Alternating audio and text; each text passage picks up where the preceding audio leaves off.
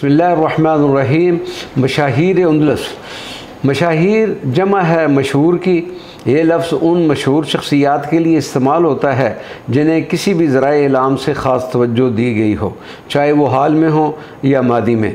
मशहूर लोग किसी ख़ास कामयाबी की वजह से ही मशहूर होते हैं। जज़ीरा नुमा इस्पानिया में मुसलमानों की 800 साल तारीख़ का एक अज़ीमुश्शान बाब है और फिर उसके इबरतनाक अंजाम भी सब पर वाज़ेह हैं।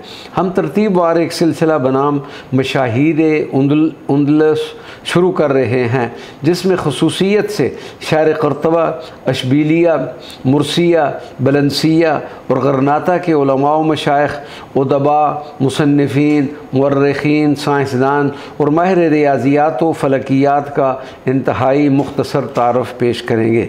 और इस सिलसिला की इब्तिदा मुर्सिया के एक अज़ीमुश्शान शख्सियत हज़रत शेख अकबर मोहिउद्दीन इब्न अरबी के अहवाल से शुरू करेंगे।